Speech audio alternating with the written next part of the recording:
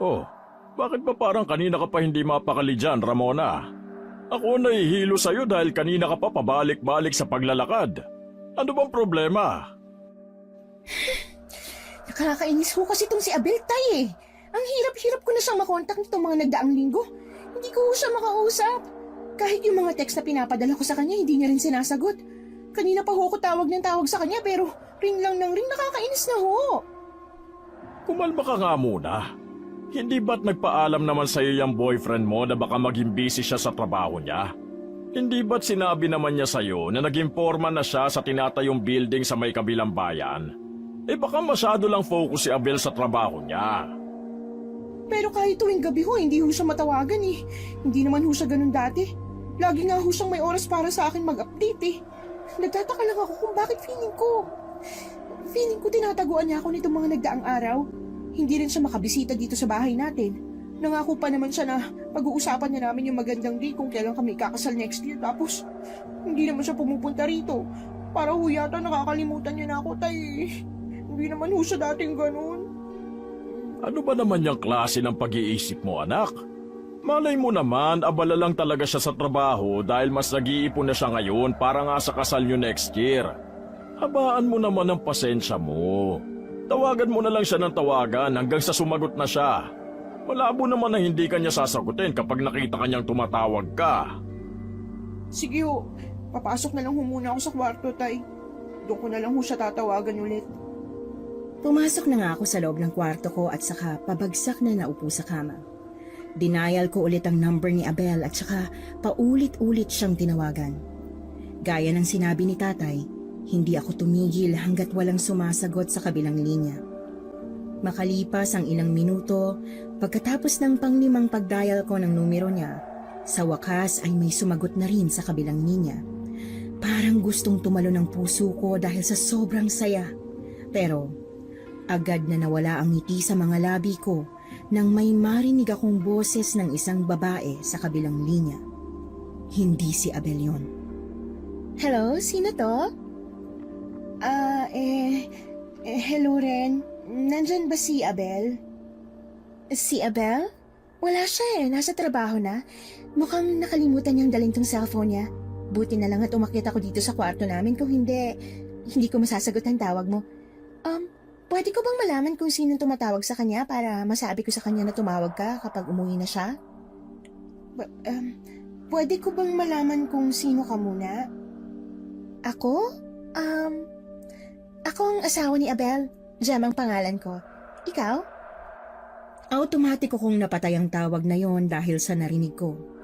Kusa ko ring naramdaman ang paninikip ng aking dibdib hanggang sa tuluyan na akong napahagulgol ng malakas. Hindi ko napigilan ang lakas ng pag-iyak ko dahil sobra talaga akong nagulat sa aking nalaman. At dahil sa malakas na paghagulgol, narinig ako ni tatay mula sa labas kaya mabilis siyang pumasok sa loob ng kwarto ko. Takang-taka siya kung bakit ako umiiyak. Sinabi ko naman sa kanya agad ang nalaman ko sa babaeng kausap ko lang kanina. Kahit si tatay, hindi rin makapaniwala sa aking sinabi. Totoo ba yung sinasabi mo, Ramona? Oo, tatay. Totoo sinabi ko. Niloko ako ni Abel. May asawa na siya ngayon. Nagpakasal na siya sa iba. At ang nakakagulat pa ron, asawa niya yung babaeng anak ng dating foreman na pinalitan niya sa trabaho. Kilala ko ang Gemma na yun. Madalas na naikukwento ni Abel sa akin ang babaeng yun eh. Bakit ganun, tay? Bakit niya ako niloko? Bakit siya nagpakasal sa iba? Ako pinangakuan niya ng kasal, diba? Kaya pala, hindi ko na siya makagilap nitong mga nagdaang linggo dahil may asawa na siya. Ba't walang iyang Abel yun ah? Hindi niya pwedeng gawin sa'yo to, Ramona! Nagawa niya na, tay. Nagawa niya na. Niloko niya na ako. Eh, hindi ka dapat pumayag, anak. Mali to. Kailangan niyang pagbayaran ang ginawa niya sa'yo. Ano naman yung magagawa ko, tay? Wala akong alam na magagawa ko. Wala akong laban doon. Meron! Anong pwede kong gawin, Tay? Hindi ba tinuruan ka ng nanay mo kung paano mangyanggaw bago siya pumanaw? Sinabi ng nanay mo na gamitin mo ang kakayahan na yon sa mga taong mang-aabuso sa'yo o mananakit sa'yo. Sa tingin ko, ito na ang tamang oras para magamit mo ang kakayahan na yon. Kailangan mong gumanti. Hindi ka namin pinalaki na mahina at iiyak lang. Kailangan mong ipakita na mali si Abel ng babaeng niloko niya. Buong gabi ay matagal kong pinag-isipan ang sinabi ni tatay. Kahit na wala pa rin tigil ang pag-iyak ko sa buong magdamag, alam ko sa sarili ko na tama si tatay. Maling-mali ang ginawa sa akin ni Abel. Matagal ko na siyang boyfriend. Kung susumahin, magta3 taon na kami. Balak na nga naming magpakasal sa susunod na taon pero sa isang iglap, hindi ko akalain na mababalitaan ko na nagpakasal na pala siya sa iba. Sa babaeng minsan na rin naming napag-usapan. Dala na rin siguro ng sobrang sakit at galit na nararamdaman ko, kaya naman nagdesisyon ako na sundin ang sinabi ni tatay. Gusto kong gumanti. Kaya naman kinabukasan, agad akong nagpaalam kay tatay para pumunta sa kabilang bayan kung saan ay alam kong taga roon ang babaeng napangasawa ni Abel. Kilala naman siya sa bayan na yon dahil ang pamilya ng babae ay may kaya sa buhay at kilala rin bilang laki sa Amerika. Buti na lang talaga at suportado ni tatay ang plano kong gawin kaya naman naging madali lang para sa akin ang gumawa ng aksyon. Makalipas ang halos 1.5 oras na biyahe, nakarating na ako sa malamansyon na bahay na yon. Patingin-tingin lang ako sa labas ng bahay, umaasa na matatanaw ko si Abel doon. Mga ilang minuto rin ang tinagal ko sa labas ng gate hanggang sa isang boses ng babae ang umagaw ng atensyon ko mula sa may likuran ko. Mabilis akong napalingon at doon ay tumambad sa paningin ko ang maamong mukha ng isang babae na halata ang pagkamistisa. Hello? Mag-a-apply ka ba bilang kasambahay? Ano? Ay may nakalagay na wanted kasambahay dyan sa gate namin. Yan ba ang dahilan kung bakit pasilip-silip ka sa gate ng bahay namin? Mag-a-apply ka ba? Sa isip-isip ko ay mukhang kaharap ko na nga ang babaeng napangasawa ni Abel.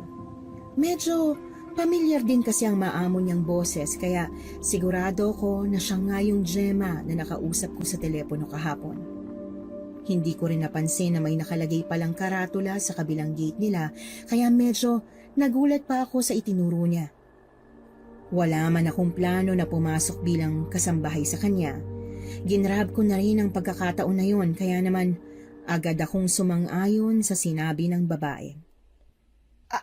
Oo. Mag-a-apply nga ako bilang kasambahay. Saktong-saktong dating mo. Kailangan ko na rin kasi talaga ng kasambahay eh. Buong akala ko mahihirapan akong maghanap kasi hindi na ako sa agency kumuha. Buti na lang talaga't dumating ka. Halika, pumasok tayo sa loob. Sige, salamat. Ano nga palang pangalan mo, miss? Ramona, pero pwede niyo rin ho akong tawaging Inday. Sige, Inday na lang. Ako naman si Gemma. Pwedeng ma'am or kahit ate Gemma ang tawag mo sa akin. Ayos lang, kahit alin sa dalawa. Mukhang hindi naman kasi nagkakalayo yung edad natin eh. Sige, Ma'am Gemma. Siguro kanina ka pa dito sa labas ng bahay namin, no? Pasensya na ha, wala kasing naiiwan dito sa bahay namin kapag nag-grocery ako or nagbabayad ng bill sa labas. Kaya nga, kailangan talaga namin ng kasambahay eh. As in, urgent na talaga. Ibig sabihin, tanggap na ho ako bilang katulong? Oo eh, wala na akong oras para maging mapili pa. Mukhang okay ka rin naman kaya tanggap ka na. Huwag ka mag-alala. Ituturo ko pa rin naman sa iyo yung mga priority na gawin mo dito sa bahay. Halika, pasok ha. Pasensya na ha, medyo makalay pa tong bahay namin. Kakakasal ko lang kasi nung nakaraan eh. Parang may kung anong tumusok sa puso ko dahil sa aking narinig. Nakaramdam din ako ng konting galit. Kaya naman, hindi ko mapigilan na lihim akong magkuyom ng kamao. Pero kahit papaano, pinigilan ko pa rin ang sarili ko dahil ayoko na may mahalata siyang kakaiba mula sa akin. Siya nga pala, kailangan ko rin ng katulong na stay-in dito sa bahay kasi syempre, kailangan ko rin na merong magluluto ng pagkain lalo na sa almusal. Maaga kasi nag-aalmusal yung asawa ko para pumasok sa trabaho kaya, ayun, kailangan ko rin ng marunong magluto. Hindi rin kasi ako ganun kagaling na magluto lalo na ng Filipino food. Kasi hindi naman ako halos dito lumaki. Kaya kung pwede sana, stay-in ka rito sa bahay namin, Inday. Okay lang ba yun sa'yo? Oo naman ho. Pwede ako mag-stay-in, ma'am. Kaya lang kailangan ko pang umuwi para kumuha ng mga gamit ko eh. Wala kasi akong dala ng mga gamit ngayon. I see. Sige, wala namang problema yon. Pero makakabalik ka ba mamayang gabi para magsimula ka na bukas sa trabaho mo? Oo naman, makakabalik ako agad. Good. May pamilya ka na ba? Asawa or anak? Wala. Dalaga pa ako. Pero muntikan na maikasal. Muntikan? Paano muntikan? Mahaba hong kwento, ma'am. Sige, hindi ko na itatanong. Ayoko namang maging chismosa. Halika, ililibot muna kita rito sa buong bahay. Inilibot niya muna ako sa buong bahay niya bago ako nagpaalam sa kanya na babalik muna sa bahay namin para kumuha ng mga gamit ko kung saan ay pinayagan naman niya ako.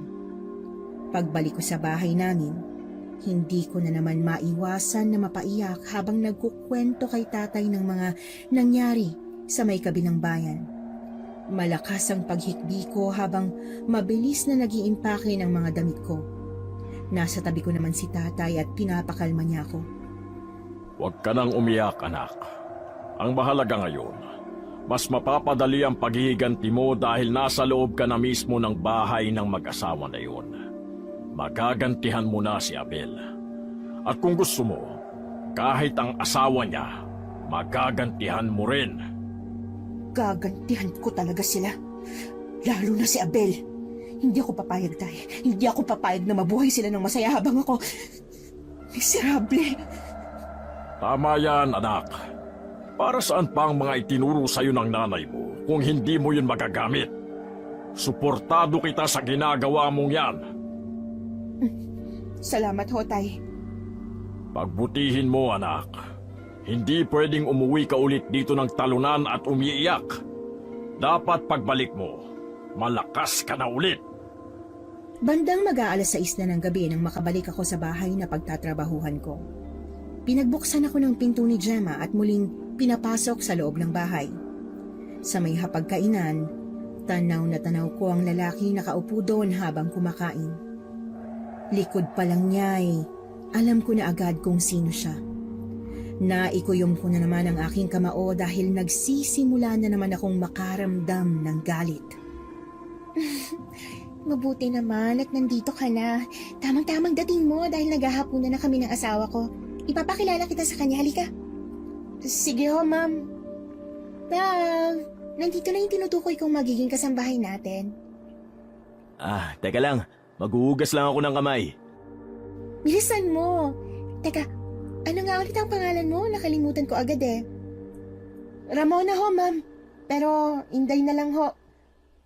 Nang marinig ko na ang yabag ng paa ni Abel na papalapit sa pwesto namin, taas noo ko siyang hinarap. Pag-angat ng tingin ni Abel sa akin, nagkasalubong agad ang mga mata namin.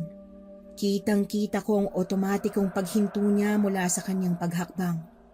Hindi rin nakaligtas sa paningin ko ang pamimilog ng kanyang mga mata dahil sa sobrang gulat. Alam na alam ko na hindi niya talaga inaasahan na makikita niya ako sa mismong bahay ng asawa niya. Gustong-gusto ko siyang sampalin, pero alam ko na hindi yun magiging sapat. Kaya kailangan kong pigilan ang sarili ko para magawa ko ang mas maganda kong paghihiganti. Ang iyang gawin siya. Love, ito nga pala si Ramona. Siya yung tinutukoy ko sa'yo na magiging kasambahay natin. Pero, Inday na lang itawag mo sa kanya. Siya ba yun? Siya nga.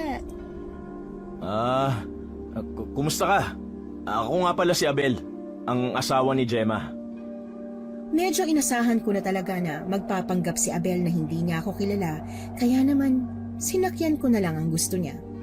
Nagpanggap din ako na hindi ko siya kilala. Inday ho, sir.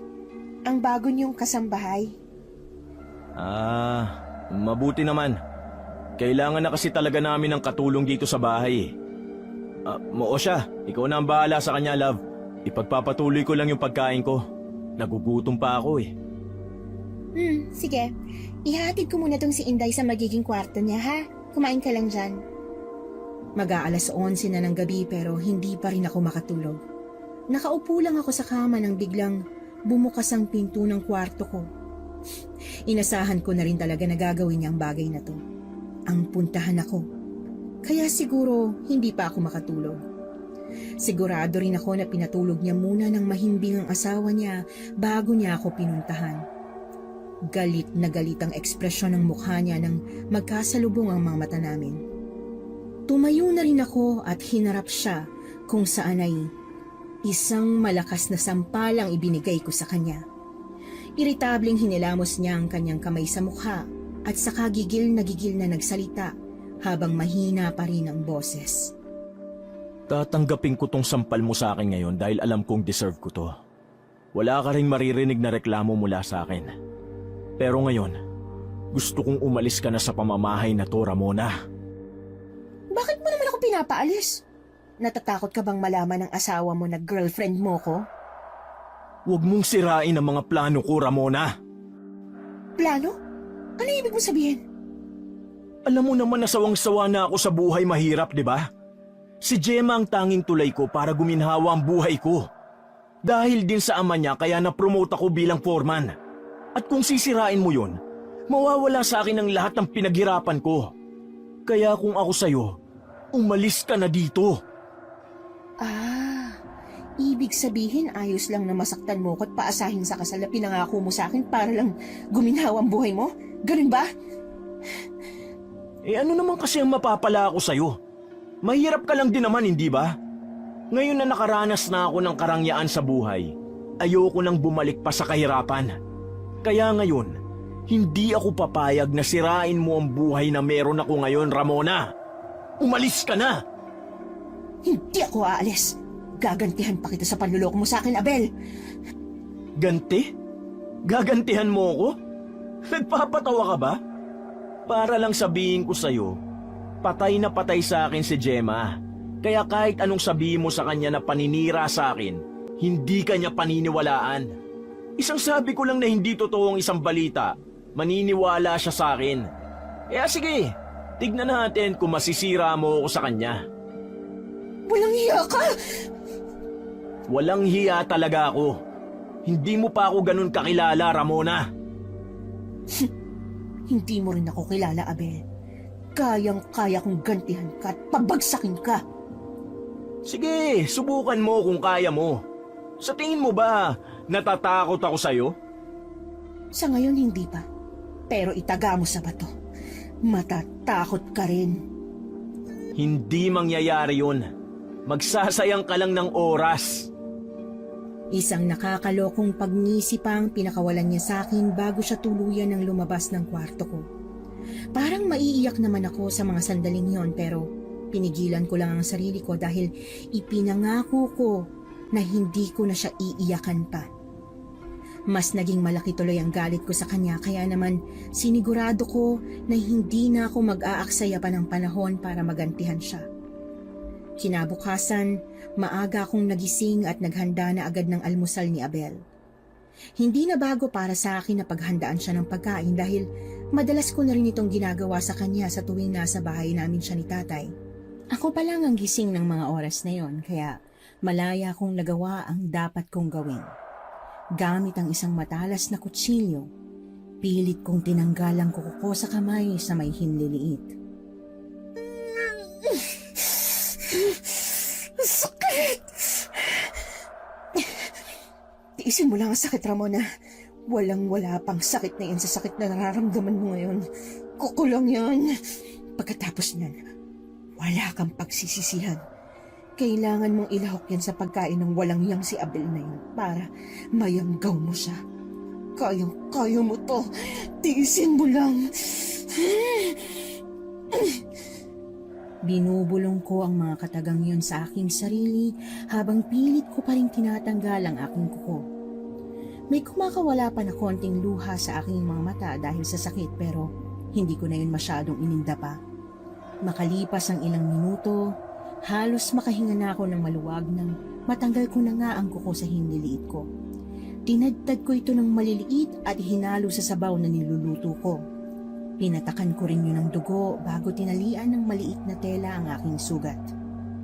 Pagdating ng 7:00 ng umaga, si Abel pa lang ang gising.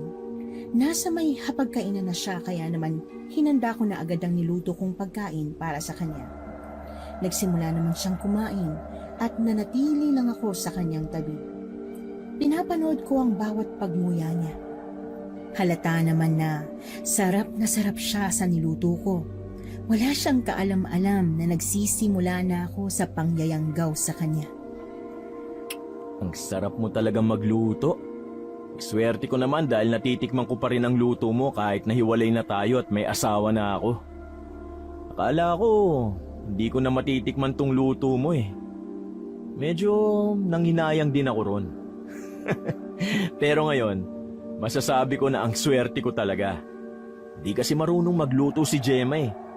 Alam mo, kung mayaman ka lang katulad ni Gemma, hindi ko na sana siya papatulan. Ikaw na sana talaga ang papakasalan ko. Kaya lang hindi eh. Sayang talaga. Huwag mo akong panghinayangan, Abel. Pinagsisisihan ko na kilala kita, na nagpauto ako sa'yo. Sus, wag mo nang itanggi. Minahal mo naman talaga ako ng sobra eh.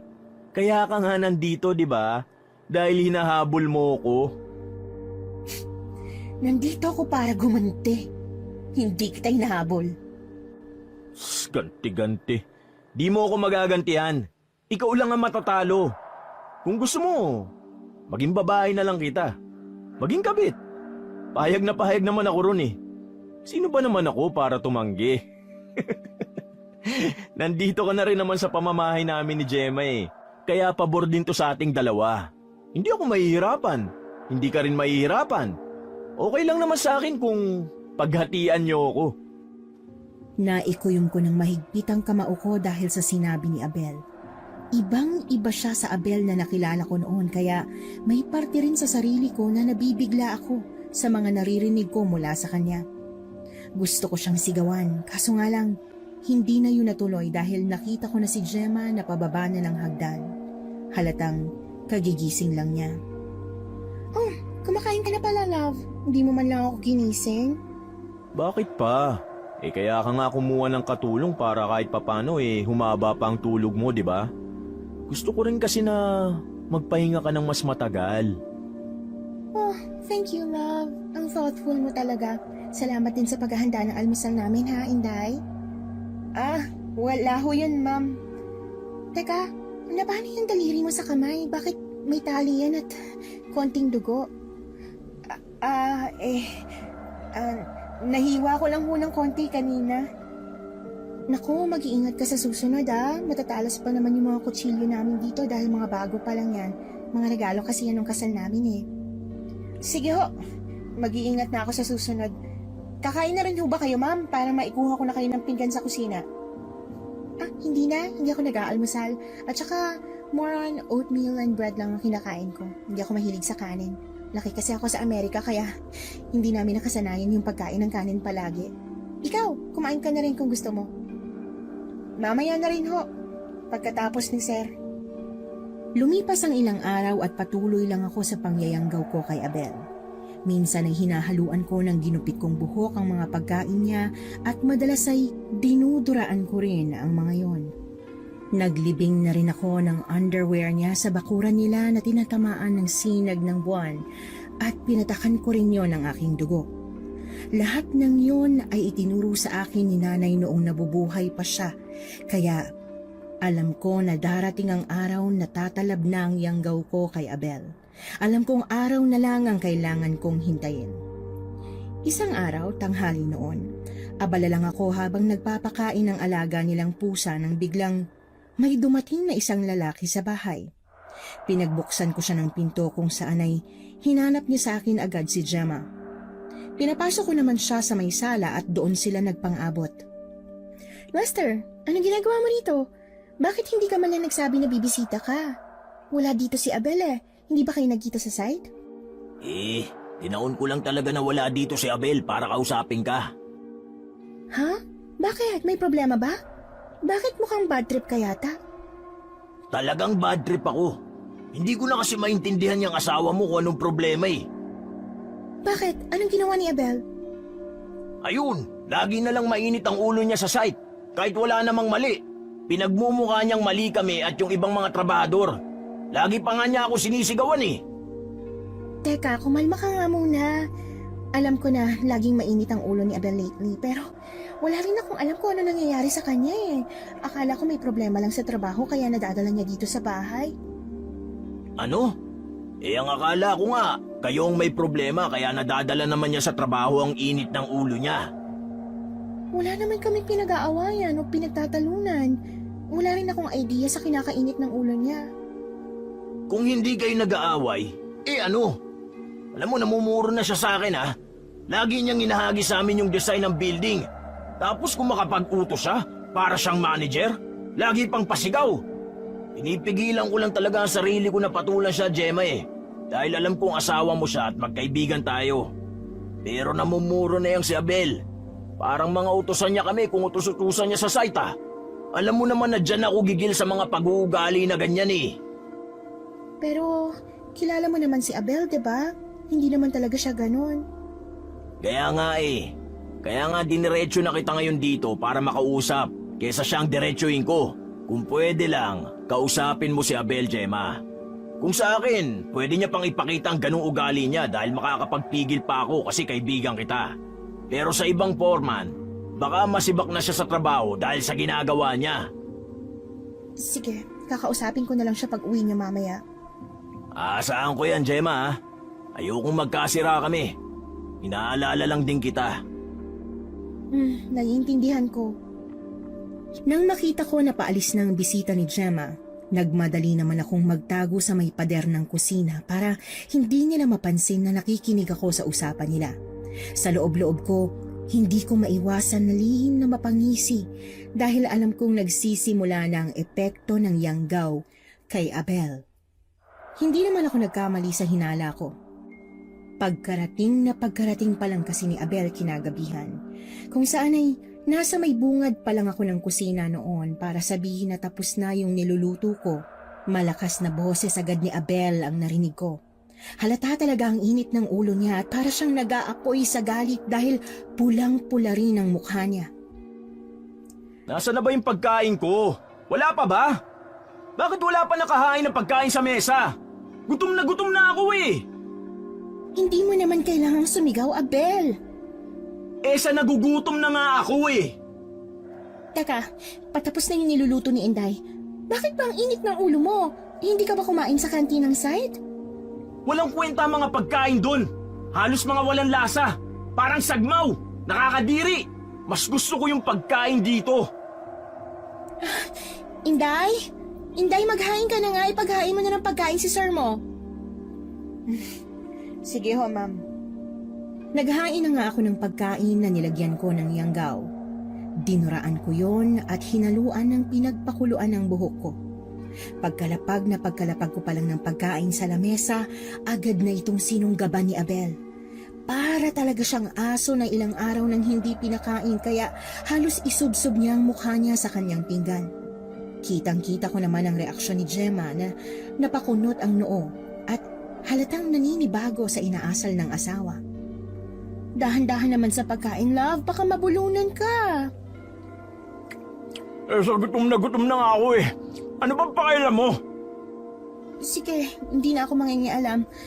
Bakit ba kasi ang init ng ulo mo? May problema ka ba? May problema ba tayo? Pwede bang pakainin mo muna ako? Masyado ka istorbo eh. Kung ayaw mo kumain, pas magpakain ka. Okay, sige. Hindi mo naman ako kailangang sigawan eh. Mag-usap na lang tayo mamaya. Sige, umalis ka na sa harapan ko. Hindi ako makakain ng maayos sa'yo eh. Hoy, Ramona! Bigyan mo pa nga ako ng ulam dito. Hinitipid niyo ba ako rito, ha? Sige na, Inday. Magsando ka pa ng ulam ng sir mo rito. Hindi! Dali mo na rito yung kaldero mismo! Akin na! Walang inik na sumunod naman ako. Kinuha ko ang kaldero na may natirang ulam at saka lumabas na ulit. Nang iaabot ko pa lang sana ang kaldero kay Abel, kusa niya na yung inagaw sa kamay ko na medyo ikinagulat ko pa. Nilaklak niya ang sabaw sa mismong kaldero na para bang mauubusan talaga siya ng pagkain. Halata naman ang bahagyang pandidiri sa mukha ni Gemma, habang ako naman ay tahimik lang na nanonood sa nangyayari.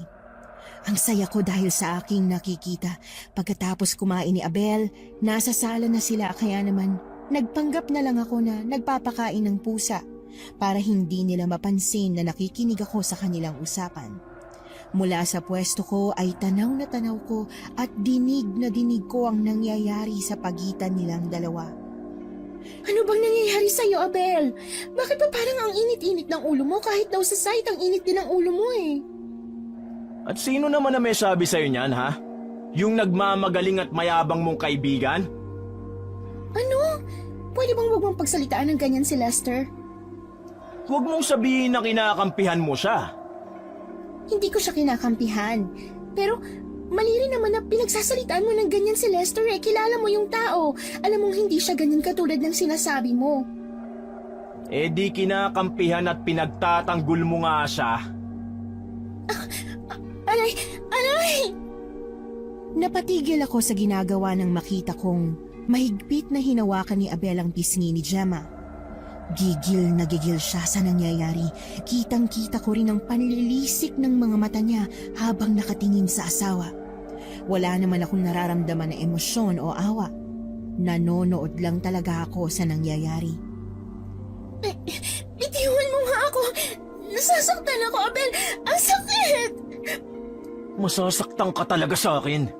Ngayon pa na mukhang nararamdaman ko na mayroong kang lihim na relasyon sa Lester na yun. Ano?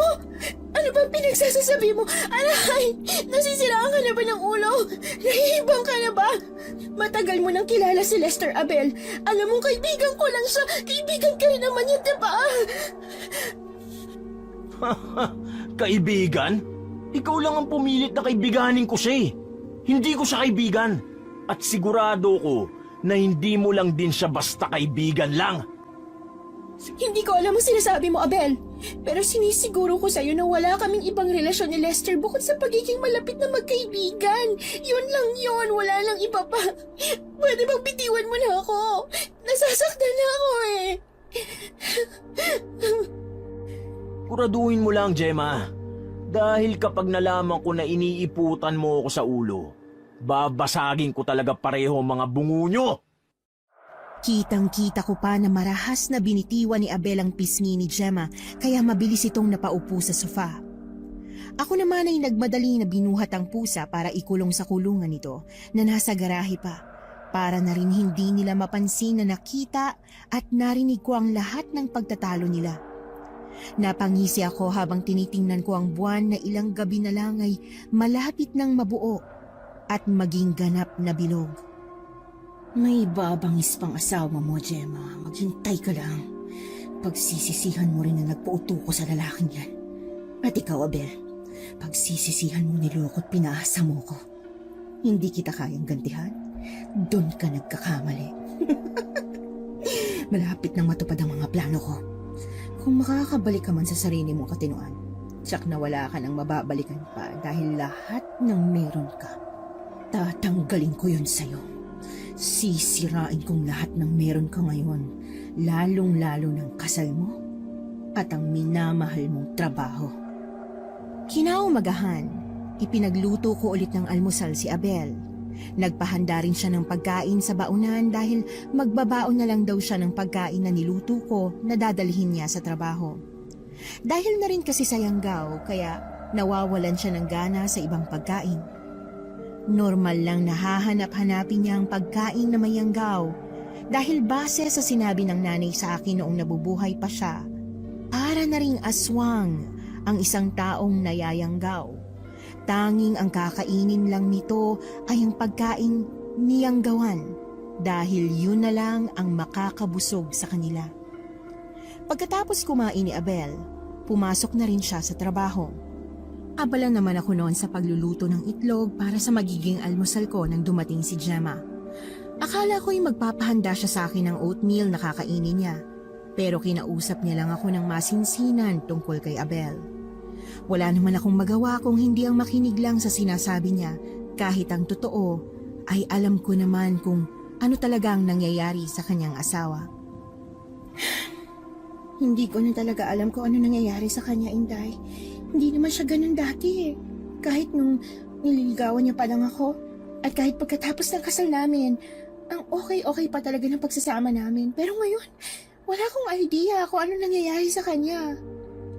Ay, baka naman ho may problema lang talaga siya na hindi niya sinasabi sa inyo. Hindi eh. Nagsasabi naman siya lagi ng problema sa akin dahil madalas din ako nakakatulong sa pagbibigay ng opinyon. Ngayon lang niya ako pinakitaan ng ganyang ugali kaya nabibigla talaga ako. Baka naman kasi ganyan na talaga ugali niya. Nagpapakitang tao lang siya nung una para makuha ang loob mo. Nagpadala ka naman. Ha? May sinasabi ka ba, Inday? Ay, wala ho, ma'am. Pasensya ka na kung napapaglabasan kita ng problema ko ngayon. Ay, bakit ba kasi kita dinadamay dito, Inday? Eh, hindi mo rin naman ako magigets kasi dalaga ka pa. Walang asawa. I'm so sorry, Inday. Wala ho yun, ma'am. Kausapin niyo na lang ho ulit si sir kapag maayos ng mood niya. Tama ka. Dapat ko talagang ayusin tong relasyon namin eh. Ayokong pagsisihan yung desisyon ko na nagpakasal ako agad sa kanya after just 6 months ng pagde-date namin. At saka, ayoko rin na may masabi si Papa sa akin matapos kong piliin na hindi sumama sa kanila sa Amerika at manatili dito sa Pilipinas para lang kay Abel. 6 na buwan kayong nagde-date? Oo. Diba? Ang bilis lang bago ako nag-decide na magpakasal sa kanya. Mahal ko kasi eh. Anyway, sige na. Mag-almusal ka na dyan. Aakyat na ulit ako sa kwarto ko dahil may mga email pa akong kailangan sagutin. Tiningnan ko na lang ng matalimang likod ni Gemma na papalayo na sa akin at saka ako mahigpit na naikuyom ang kamao ko. Matagal niya na pala talaga akong niloloko. Nakipagrelasyon siya ng 6 na buwan kay Gemma bago siya nagpakasal. Ibig sabihin kahit noon-noon pa man, kahit noon na nagsasama pa kami bago maging madalang ang pagdalaw niya sa amin ni tatay, niloloko niya na pala ako noon. Pinagsasabay niya kami. Paano niya ako nagawang harapin ng mga panahong yun? Walang iya ka talaga, Abel. Walang iya ka. Pagbabayaran mo talaga ang lahat. Hindi kita titigilan. Pagsapit ng 3:00 ng hapon, nagmemeryenda kami noon sa may sala nang nabigla kaming pareho ni Gemma dahil may sumugod sa bahay. Si Lester yon na kaibigan niya, kasama ng 2 pang lalaki na mukhang trabahador habang inaalalayan nila si Abel na walang malay. Halata ang pagkapanik sa mukha ni Gemma kaya mabilis siyang napatayo at ganon din ako. Oh my gosh! Ano nangyari kay Abel? Bakit wala siyang malay? At saka, bakit putok ang labi niya? Ngayon pa lang, humihingi na ako ng sorry sa'yo, Gemma. Nagwala na naman si Abel sa site. Mas malala ang pagwawala niya ngayon, kaya hindi ko na natiis. Kaya yan, nasunto ko na siya. Hindi pa rin siya tumigil nung una. Mas lalo pa nga siya nagwala eh. Kaya nahampas ko na rin siya sa may batok niya. Kaya nawalan siya ng malay. Ano? Pakihiga niyo siya rito sa may sofa. Di ko na alam ang problema ng asawa mo, Gemma. Grabe na yung paninigaw niya sa mga trabador kanina. Hindi na siya mapigil. Kahit itanong mo pa rito sa mga kasama ko, nagsasabi ako ng totoo. Pero hindi naman siguro kailangan na mauwi sa sakitan to, Lester. Paanong hindi? Grabe na nga ang pagwawala ng asawa mo. Ang hindi ko pa maintindihan, para siyang mabangis na hayop. Parang umuungol pa nga siya kanina eh. Nanlilisik din ang mga mata niya sa akin. Ano? Nagsasabi ka ba ng totoo? Oo naman. Bakit naman ako magsisinungaling sa'yo? Nagsasabi ako ng totoo, Gemma. Baka naman nagdadrugs siyang asawa mo. No, hindi magagawa ni Abel yun. Lagi kami magkasama dito sa bahay. Kung nasa trabaho man siya, alam mo na, lagi siyang tutok sa site. Kaya hindi niya magagawa ang bagay na yon. Pwes, may problema na yung asawa mo, Gemma. Hindi naman siya ganyan dati. Baka naman lumalabas ng tunay niyang ugali, lalo na ngayon nakasal na kayo. Kaibigan kita kaya ayoko may mangyari sa iyong masama. Kaya mag-ingat ka dyan sa asawa mo at bantayan mo ang mga galaw niya. Eh paano ko naman magagawa yun kung halos buong araw niya nasa trabaho siya? Nakapag-usap-usap na kami ng ibang mga foreman. Mas makakabuti raw kung hindi muna siya papasok sa site. Siyang pinagmumula ng gulo ron eh. Ikaw na lang ang magpaliwanag sa kanya kapag nagkamalay na siya. 1 buwan ang binigay nilang pahinga sa asawa mo. Sapat na siguro yun para maliwanagan ang utak niya. Pagkaalis ng kaibigan ni Gemma sa bahay niya, agad niya akong inutusan na kumuha ng first aid kit. Sabay naming nilinisan ang duguan na labi ni Abel at hinintay na lang na magising ito. Nang bandang hapon, inutusan ako ni Gemma na magluto na para daw may makain na si Abel pagkagising. Sumunod naman ako at katulad ng lagi kong ginagawa, niyanggawan ko pa rin ang pagkain na ihahain ko kay Abel. Buong akala ni Gemma ay makakapag-usap na silang dalawa ni Abel ng mga sandaling yon, pero iba ang nangyari. Buti naman at gising ka na. Pwede ba mag-usap tayo, Abel? Teka, saan ka pupunta? Abel, mag-usap muna tayo. Huwag mo ko hawakan. Bitawan mo ko. Nagugutom na ako. Gusto ko na kumain. Mamaya ka na kumain. Mag-usap muna tayo. May mahalaga akong sasabihin sa'yo. Sabi ng bitawan mo ako eh. Aray! Bakit mo ako tinulak? Nagagawa mo na talaga akong saktan ngayon? Hoy! Abel! Abel, bumalik ka rito! Kahit anong pagtawag ni Gemma sa asawa niya, dire-diretso lang na naglakad si Abel. Alam ko na papunta siya sa kusina. Dire-diretso siyang pumasok doon na para bang hindi niya rin ako nakita na nakatayo sa may gilid. Nang sumunod si Gemma sa may kusina, sumunod na rin ako sa may likuran niya. Sa loob, kitang-kita ko ang gulat sa mga mata ni Gemma nang makita niya na kinakamay ni Abel ang bagong lutong ulam kung saan ay umuusok-usok pa. Talagang sinawsaw niya ang kamay niya sa nag-uusok na sabaw para kunin doon ang karne na agad naman niyang nilantakan. Parang walang nararamdamang init si Abel dahil hindi niya ininda yun at wala pa rin siyang reaksyon. Tuloy-tuloy lang niyang ipinasok sa bibig ang mga karne. Nagpanik naman si Gemma sa nakikita niya kaya agad siyang lumapit sa asawa para pahintuin ito. Anong ginagawa mo, Abel? Mainit pa yan. Bitiwan mo yan. Lumayo ka sa akin! Baka mapaso ka eh. Bitiwan mo yan. Ano bang nangyayari sa'yo? Sabi lang lumayo ka sa akin eh. Akin lang itong mga pagkain na to. Huwag kang makialam! Tulungan mo nga ako rito, Inday. Pigilan natin si sir mo. Ay, wag na ho tayo mangialam, ma'am. Baka masaktan lang ho kayo ni sir. Pero baka ho itapon niya pa sa inyo yung mainit na sabaw. Mas malaking problema yun, ma'am. Huwag niyo na hong pigilan si sir, baka nagugutom lang ho talaga siya. Nakita mo naman na umuusok pa yung ulam, diba? Bakit parang wala lang yun sa kanya? Baka tama ang sinabi ni Lester eh. May mali talaga sa kanya, Inday. Hihinahon naman ho siguro si sir kapag nakakain na ho siya. Hintahin na lang ho natin siyang matapos, ma'am. Buti na lang at nakinig sa akin si Gemma. Napansin ko na naiiyak na siya at namumroblema habang pinapanood ang asawa niya habang ako naman ay lihim na napapangiti. Naghintay na lang siya sa may sala hanggang matapos ang asawa niya at makalipas lang ang ilang minuto, lumabas na nga sa may kusina si Abel. Basa ang kamay nito at namumula na parang napaso talaga. Pero hindi ganon kalala. Daig din niya ang isang paslit sa sobrang dumi ng mukha at damit niya dahil sa paglamon niya ng ulam. Agad namang tumayo si Gemma at balak na magsalita na pero dinaanan lang siya ni Abel at saka nagdire-diretso lang na naglakad papunta sa may hagdanan. Naiwan tuloy si Gemma na parang naiiyak na naman. Hindi ko na alam kung ano nangyayari kay Abel, Inday. Natatakot na rin ako sa kanya. Palipasin mo na lang ho siguro itong isang gabi, ma'am. Sigurado ako na baka kalmado ng asawa niyo bukas.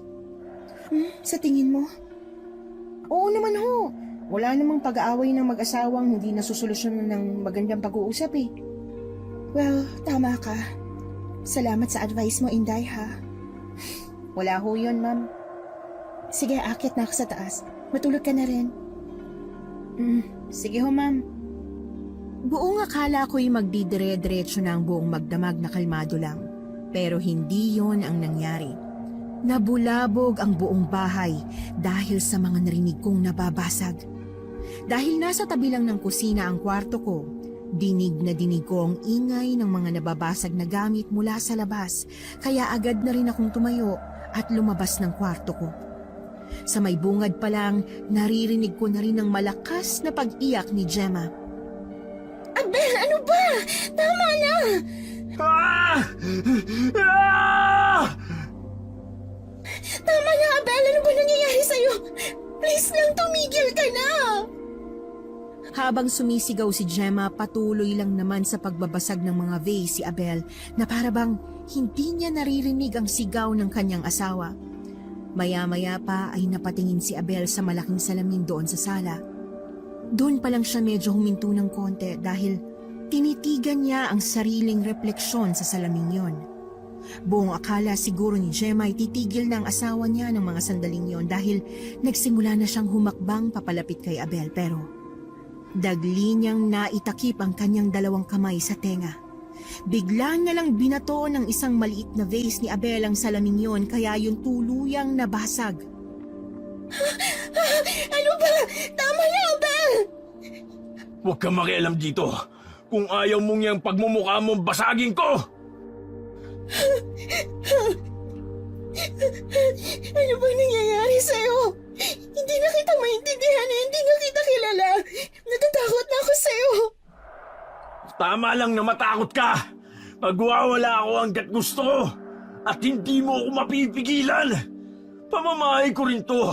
Kung hindi ka titigil sa pakikialam sa akin, hindi mo magugustuhan ang kaya kong gawin sa'yo. Makakatikim ka rin sa akin. Matapos basagi ni Abel ang lahat ng vase sa sala, ay umakyat na ulit siya ng hagdan. Naiwan naman si Gemma sa sala na umiiyak pa rin, kaya agad ko siyang nilapitan. Nakikita ko ang panginginig ng katawan niya, pero nagpapanggap man akong nag-aalala, ay hindi ko yun masyadong pinansin. Ano ang nangyayari dito, ma'am? Bakit nagbabasag ng gamit si Sir? Hindi ko alam, Inday. Hindi kasi ako makatulog kanina. Para bang... Hindi ko na kayang matulog sa kama habang katabi siya. Tapos, bigla ko na lang naramdaman na bumangon siya. Akala ko may iba siyang gagawin eh. Akala ko totoong hinala ni Lester na nagdadrag si Abel. Kaya nung bumaba siya, sumunod ako. Pero parang wala siya sa sarili niya na pinagbabasag na lang niya yung mga gamit. Ayan, lahat na lang ng yan pinagbabasag niya. Natatakot na ako sa kanya, Inday. Parang anumang oras kaya niya akong patayin. Hindi ko na siya maintindihan. Hindi ko na siya kilala. Ay, sundan natin siya sa taas, ma'am. Baka kung ano nang ginagawa niya ron. Ayoko na. Ayoko na lumapit sa kanya. Asawa niyo pa rin siya, ma'am. Hindi niyo siya dapat katakutan. Baka may malaki lang talagang problema si Sir na hindi niya masabi sa inyo. Sa tingin mo yun talagang nangyayari sa kanya? Siguro ho. Kaya mas maganda kung puntahan natin siya doon. Sige. Pero samahan mo ko, ah. Sige ho. Hindi ko ho kayo iiwan, ma'am. Pinilit ko talaga siyang bumalik na sa kwarto nila para kapag muling nagwala si Abel, may posibilidad na masaktan o mapatay din niya si Gemma. Yun ang gusto kong mangyari. Kaso nga lang, pagbalik namin sa kwarto nila, pareho naming nakitang natutulog na ulit si Abel sa kama nilang dalawa na para bang walang nangyari. Humihilik na rin ito kaya naman binatuhan ako ng nagtatakang tingin ni Gemma. Hindi ko na talaga maintindihan ang nangyayari sa kanya, Inday. Kanina lang nagwawala siya tapos ngayon naman, natutulog na siya. Kailangan niyo ho siyang intindihin, ma'am. Asawa niyo siya at kakakasal niyo lang. Ang sama naman hong tingnan na may malaki na ho agad kayong problema matapos yung ikasal, di ba? Tsaka ang sama rin hong tingnan na maghihiwalay kayo agad. You're right. Tama ka. Kakausapin ko na lang siya ulit bukas. Sana lang okay na siya. Sana lang lumakas din ang loob ko na harapin siya. Sige ho, ma'am. Maiwan ko na kayo rito at aayusin ko lang ho yung gulo na ginawa ni Sir sa sala ng bahay. Salamat, Inday, ha. Kung wala ka rito, baka hindi ko na alam ang gagawin ko. Saktong-sakto talagang pagdating mo sa buhay namin eh. Baka kung di rin dahil sa'yo, baka nabaliw na ako. Huwag kayong mag-alala, ma'am. Hindi naman ho ako aalis dito. Salamat ulit. Pagkatalikod ko kay Gemma, isang nakakalokong pagngisi ang pinakawalan ko. Nang mga sandaling yon kasi, alam kong nakuha ko na ang loob niya. Alam ko rin na wala siyang kaalam-alam na ako ang may kagagawa ng lahat ng nangyayari sa asawa niya.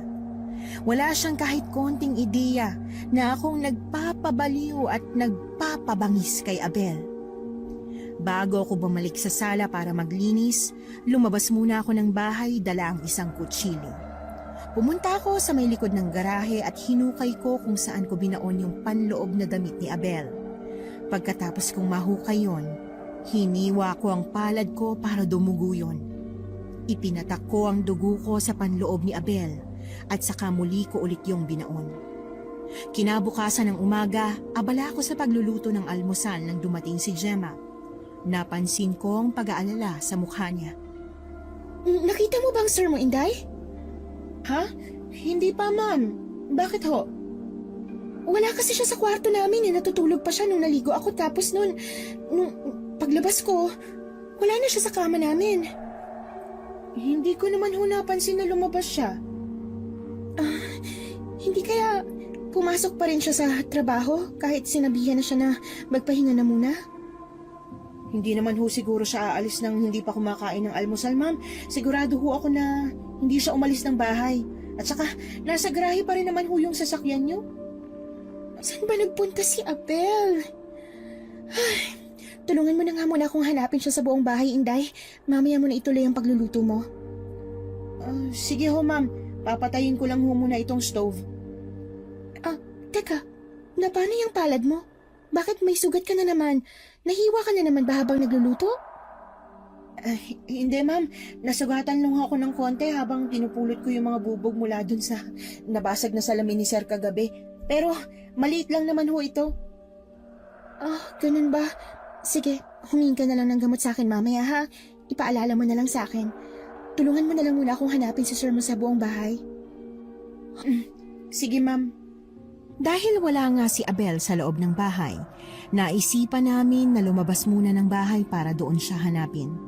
Akala namin ay hindi pa rin namin siya makikita, pero isang kahindik-hindik na pangyayari ang naabutan namin ni Gemma. Nasa may likod ng garahe pala si Abel. Puno ang mukha at damit niya ng dugo. Ang mas nakakagulat pa ron, kagat-kagat niya ang leeg ng alaga nilang pusa na ngayon ay wala ng buhay. Ramdam ko mula sa unahan ko ang otomatikong paghinto ni Gemma sa balak niya sanang paghakbang. Nabunggo niya rin ako ng konti nang medyo umatras siya. Alam ko na sobra siyang natatakot sa naabutan niyang sitwasyon ni Abel. Ako naman ay nagpanggap lang ding natatakot pero sa loob-loob ko ay wala akong nararamdamang ganon. Nang maramdaman ni Abel ang presensya namin ni Gemma, dahan-dahan siyang humarap sa amin. Agad na nagkasalubong ang mata ni Gemma at ni Abel. Pagkatapos noon ay nagkasalubong din ang mga mata namin. Para bang hindi siya nabigla nang makita kami at agad niya lang tinanggal ang pusa mula sa pagkakakagat niya at saka hinagis lang yun sa gilid bago dumura. Anong ginawa mo? Abel, bakit mo pinatay ang pusa ko? Bakit? Masama ba? Pag-aari ko na rin naman yung pusa na yan dahil kasal na tayo, di ba? Ibig sabihin, nasa kamay ko na rin kung papatayin ko yan o hindi. Kasalanan niya rin yun eh. Ang sama ng tingin niya sa akin kanina. Hindi ko nagustuhan ang tingin niya. Kaya yan, pinatay ko na. Ang ingay-ingay rin. Pati ba naman pusa ko? Dinamay mo sa kabaliwan mo? Ano? Sinong baliw? Ha? Hindi na nagawa pang makaatras ni Gemma dahil sa isang iglap lang, nakalapit na agad si Abel sa kanya. Ako na lang ang napaatras palayo sa kanilang dalawa kaya kitang-kita ko na ngayon ang mahigpit na namang pagkakahawak ni Abel sa pisngi ng asawa niya. Para na naman siyang wala sa sarili dahil nanlilisik na naman ang mga mata niya habang nakalapit ang mukha niya kay Gemma. Dahil konting agwat lang ang layo ko mula sa dalawa, amoy na amoy ko tuloy ang malansang amoy ni Abel dahil sa dugo na nasa damit at mukha niya. Sinasabi mo bang baliw ako? Baka hindi mo alam ang ibig sabihin ng kabaliwan dahil laki ka sa Amerika. Baka gusto mong ipakita ko sa iyong ibig sabihin ng tunay na baliw. Gusto mo ba? Ha? Nasasaktan ako, Abel. Talagang masasaktan ka sa akin kung hindi mo titigilan ang pagsabi ng nahihibang ako. Dahil hindi ganito ang kilala kong Abel. Hindi ka ganito. Hindi ganito ang ugali ng pinakasalan kong lalaki. At paano ka nakakasiguro na hindi ako ganito? Kilala mo ba talaga ako? Nakita kong dahan-dahang bumaba naman ang kamay ni Abel mula sa pisngi ni Gemma, pababa sa leeg nito at saka mahigpit niya yung sinakal, gamit lang ang isang kamay niya. Kita ko na pilit na tinatanggal ni Gemma ang kamay ni Abel pero masyadong mahigpit ang pagkakakapit ni Abel doon kaya hindi yun basta-basta natanggal. Napapangiti na ako ng lihim mula sa pwesto ko sa may likuran ni Gemma dahil natutuwa na talaga ako sa mga nangyayari. Bitiwan mo ako, Abel.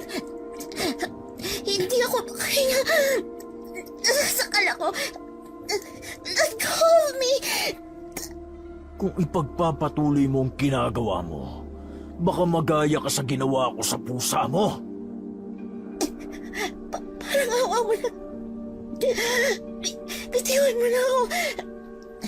Mangangako ka ba sa akin na hindi mo na ako pakikialaman? Ha? Bitiwan mo na ako. Bitiwan mo ako. Hindi ako makahinga. Please, I'm begging you. Sobra na ang pamumula ng mukha ni Gemma ng mga sandaling yon. Naiiyak na rin siya kaya hindi ko mapigilan na mapangiti pa rin ng lihim. Akala ko'y magtutuloy-tuloy na ang mga nangyayari sa dalawa kaso nga lang, naudlot yun, pati na rin ang kasiyahan ko nang biglang marinig ko ang malakas na sigaw ng isang lalaki mula sa labas. Si Lester yon. Dahil may butas ang bakod ng bahay, kaya nakita ng lalaking yon ang nangyayari. Para hindi ako madamay at pagdudahan na walang ginagawang aksyon, mabilis akong tumakbo sa gate para pagbuksan si Lester at nagpanggap na nag-aalala para kay Gemma. Sir Lester, tulungan niyo si Ma'am Gemma. Kanina pa siya sinasaktan ni Sir Abel eh. Wala naman po akong magawa dahil ayoko hong mangialam sa away ng mag-asawa. At saka, nakakatakot ho si Sir Abel.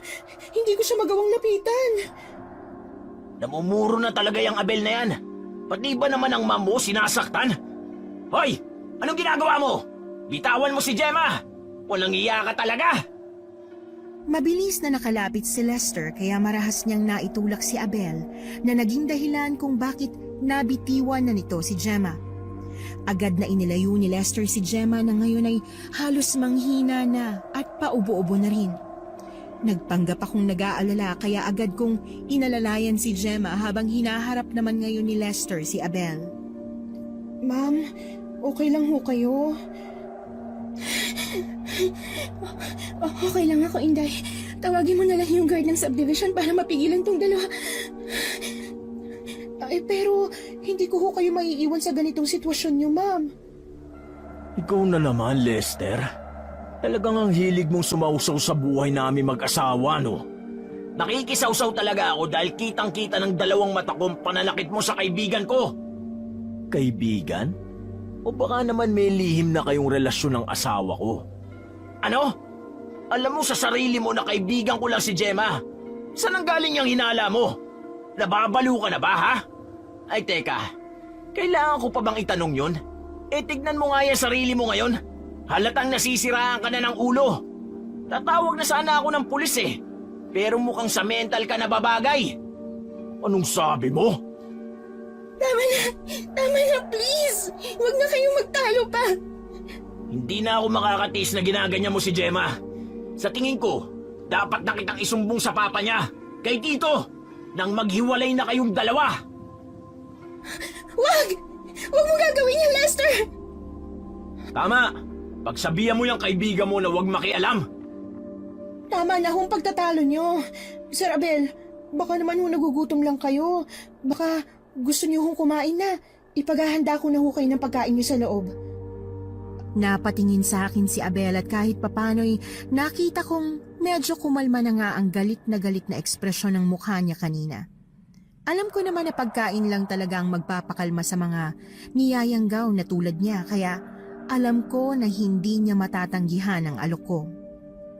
Nanatili pa rin ang matalim na tingin niya kay Lester at kay Gemma, pero kahit ganon, alam kong sumasang-ayon siya sa sinabi ko. Bago siya lumakad pabalik sa bahay, binalikan niya muna yung katawan ng patay na pusa. Kinuha niya yon at saka inabot sa akin kung saan ay medyo nagulat pa ako nung una. Anong gagawin ko dito sa pusa? Ano pa ba? Eh dilutuin mo para makain ko mamayang tanghalian. Ano? Ano bang pinagsasasabi mo, Abel? Sabi nang huwag kang makialam dito eh. Tumahimik ka dyan ha. Kung ayaw mo makatikim ka na naman sa akin. Hayaan mo na, Gemma. Mukhang nasisiraan na talaga ng ulo yung asawa mo. Anong binubulong-bulong mo dyan? Ha? Ay, sige na ho. Para matigil na pong pagtatalo nyo. Iluluto ko na ito mamaya. Yan ang gusto ko. Sumusunod sa akin. O siya, ipagayin mo na ako ng pagkain. Nagugutom na ako. Bilisan mo! At nauna na ngang pumasok sa loob ng bahay si Abel.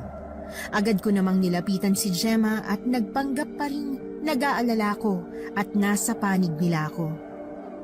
Papasok na ho muna ako sa loob, ma'am. Ipaghahain ko ho ng pagkain si Sir para mabawasin ang init ng ulo niya. Sige, Inday. Salamat. Kundi dahil sa naisip mo baka nagkasakitan pa tong dalawa. Wala ho yun, ma'am. Ingat ka sa lalaking yun, Inday. Sumigaw ka lang kapag may ginawa siya sa'yo para mapuntahan at maresbakan kita agad. Dito lang muna kami sa labas ng mom mo para makapag-usap kami ng malayo sa demonyong yun. Sige ho, Sir. Hinayaan ko na lang silang dalawa sa labas habang ako naman ang pumasok sa loob. Hindi ko alam kung may pag-uusapan ba ang dalawa pero hinayaan ko na lang yon dahil pinaghain ko na ng pagkain si Abel. Katulad ng laging ginagawa ni Abel, pagkapatong ko pa lang ng pagkain niya sa lamesa ay sinunggaban niya na agad yon. Sa gabing yun na ang kabilugan ng buwan kaya naman alam kong malapit na sa pinakatuktok ng kabaliwan si Abel. Alam ko rin na hindi na siya magpapapigil pa at malapit ko nang makuha ang gusto kong maging katapusan ng kwento naming dalawa. Sigurado ako na sa huli, nasa akin ang huling halakhak. Mabilis lang na lumalim ang gabi. Imbis na matulog ako, nakatanaw lang ako ngayon sa labas ng bintana. Nakatingala ako sa kabilugan ng buwan habang may ngiti sa labi ko. Nang mga sandaling yon, alam kong magsisimula na ang lahat kaya naman hindi na ako nag-aksaya pa ng oras at agad na akong lumabas ng kwarto. Tahimik na tahimik ang buong bahay. Madilim ang sala pero may konting liwanag na nagmumula sa poste sa labas. Agad kong tinungo ang hagdanan at umakyat sa taas.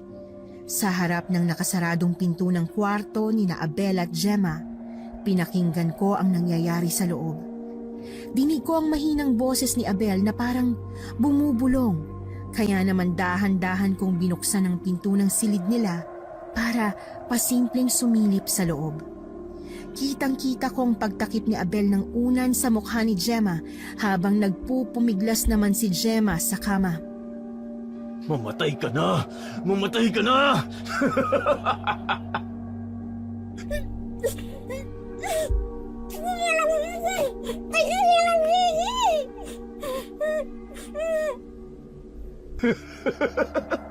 Akala mo ba makakatakas ka pa? Hindi na mangyayari yun. Mamatay ka na ngayon din. Para bukas, mapapaluto ko ng karne mo at ikaw ang kakainin ko. Ganyan nga, Abel. Patayin mo ang asawa mo. Patayin mo siya para wala ka nang balikan pa.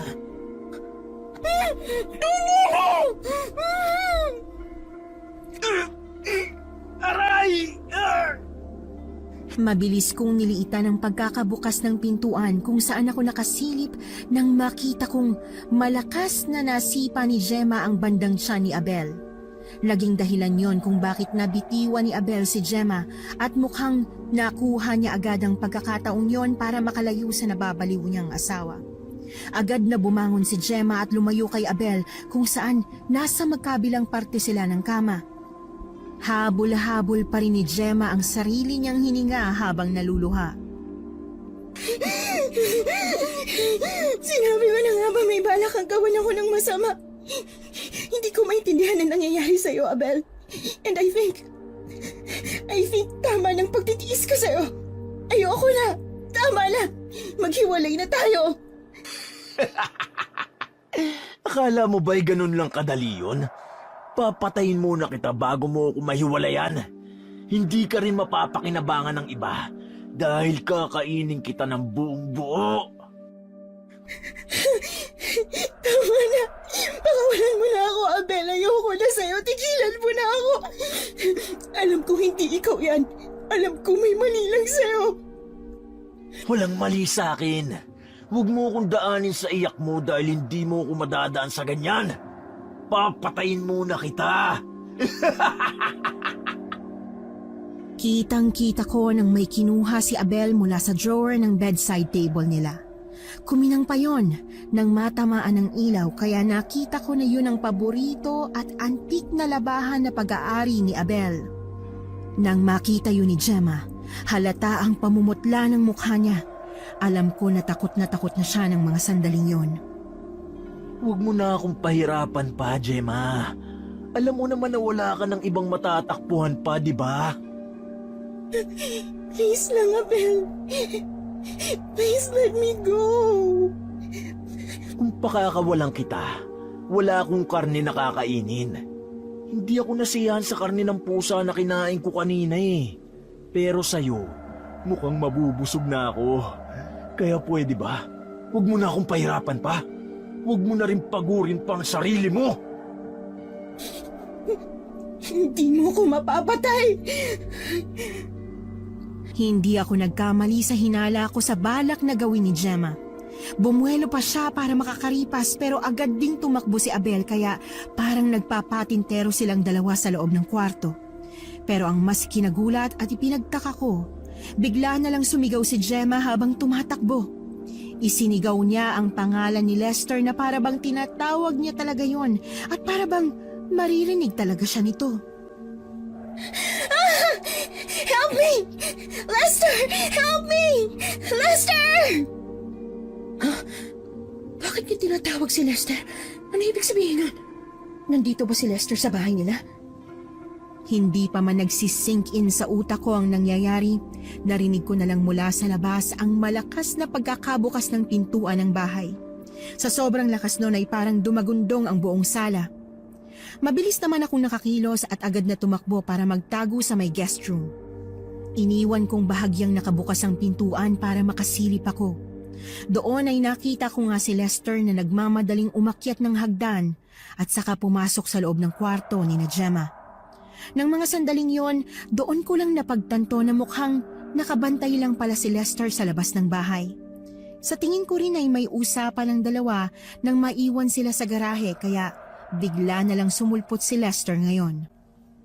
Mukhang nagkaroon pala ng plano tong dalawang to kanina habang nasa loob kami ni Abel. Kaya pala nakaresponde agad si Lester sa tawag ni Gemma. Panira naman oh, ang malas. Walang iya ka talaga, Abel! Demonyo ka! Tama ako! Nag-aadik ka siguro! Tama ang hinala ko na balak mo nang patayin si Gemma. Buti na lang talaga at naging mas matalino ko kaysa sa'yo. Ano naman ang pakialam ko sa'yo? Bakit? Sa tingin mo ba ay makakalabas ka pa ng buhay sa bahay na to? at maililigtas mo si Gemma, doon ka nagkakamali. Alam mo kung bakit? Dahil pareho ko kayong papatayin at kakainin. Nasisiraan ka na talaga ng ulo. Lumabas ka na, Gemma! Tumakbo ka na! Nakita ko na ang pagtakbo ni Gemma papalabas ng kwarto nila at sumunod naman si Lester. Kaso nga lang, hindi siya agad nakalayo dahil mabilis na nahawakan ni Abel ang damit ni Lester kaya napigilan niya ito sa balak na pagtakas. Balak na sanang gilitan ng leeg ni Abel si Lester gamit ang labaha pero agad yung napigilan ni Lester. Huminto naman mula sa pagtakbo si Gemma na nasa gitna na ng hagdan habang umiiyak. Mag-iingat ka, Lester! Tumakbo ka na, Gemma! Hindi kita kayang iwan! Sabi ko na nga ba't may relasyon kayong dalawa eh. Papatayin ko kayong dalawa. Ngayon pa lang, iniisip ko na kung paano ko iinumin ang mga dugo ninyo. Kitang-kita ko pa ang pagdila ni Abel at ang medyo pagtulo ng laway niya. Nanlilisik at namumula rin ang mga mata niya habang binabawi ang paghawak ni Lester sa labahan niya. Kung hindi ko alam ang nangyayari ngayon kay Abel, baka pati ako'y matakot sa inaasta niya ngayon. Pero dahil ako ang may kagagawan ng pagiging mabangis niya, wala akong nararamdaman na kahit konting takot. Tama na, Abel! Tama na! Tumigil ka na! Ayoko masaktan ka rin at magkasakitan kayong dalawa kaya ako nang nakikiusap sa'yo. Palisin mo na lang kami ng ligtas ni Lester. Ano ka, sinuswerte? Kung gagawin ko yun, edi ginutom ko lang ang sarili ko dahil hindi ko kayo makakain. Hindi ako papayag. Takam na ako sa mga karni nyo kaya mamatay na kayong dalawa. Ikaw ang mamatay! Demonyo! Baliw! Nag-agawan sa labaha ang dalawang lalaki. Nagkasuntukan pa sila at nagkasipaan pero kahit ganon, ayaw pa rin nilang magpatalo.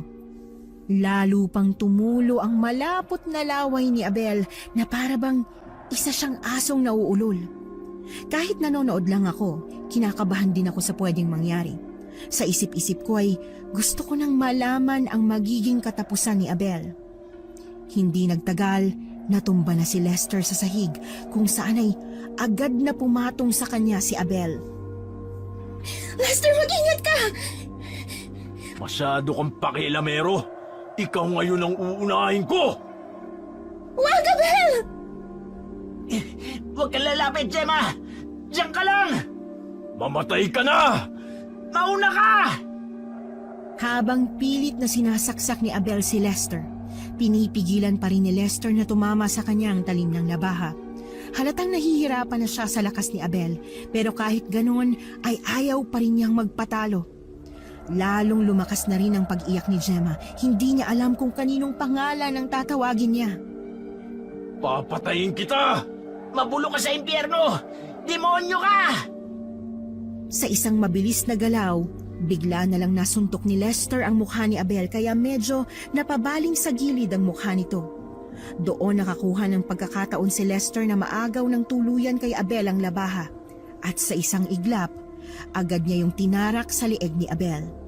Napasigaw si Gemma sa kanyang nakita habang ako naman ay titig na titig sa tumarak na mga mata ni Abel. Tumalsik din ng konti ang dugo mula sa leeg niya hanggang sa hindi nagtagal. Dahan-dahang bumagsak na nga si Abel sa sahig. Mabilis namang tumayo si Lester at nilapitan si Gemma. Tara na! Umalis na tayo dito! Paano si Abel? Patay na siya! Kailangan na natin tong isumbong sa mga pulis! Self-defense lang ang nangyari! Wala tayong kasalanan! At hinila na nga niya si Gemma paalis ng bahay. Nang masiguro ko na wala na talaga sila, doon pa lang ako lumabas mula sa pinagtataguan ko. Nilapitan ko ang katawan ni Abel na umuubo-ubo pa rin ng dugo.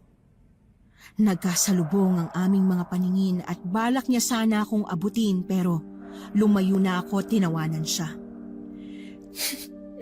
Sabi mo hindi kita kayang gantihan? Pwes, nagawa ko, Abel. Hindi man mga kamay kong nadumihan. Nagustuhan ko naman ang naging katapusan mo. Gaya ng sinabi ko, ako ang hindi mo kilala. Tinapakan ko pa ang nakausling hawakan ng labahan niya kaya mas lalo itong bumaon sa leeg niya. Sumuka na siya ng dugo at tuluyan ng tumirik ang mga mata. Isang malapad na ngiti pa ang pinakawalan ko bago ako nagmadaling umalis sa pamamahay na yon. Sa pagbabalik ko sa bahay namin ni tatay, isang mahigpit na yakap ang isinalubong niya sa akin kung saan ay niyakap ko rin siya ng mahigpit. Kahit na hindi ko pa naikukwento sa kanya ang nangyari, mukhang alam na rin niya ang naging katapusan ni Abel.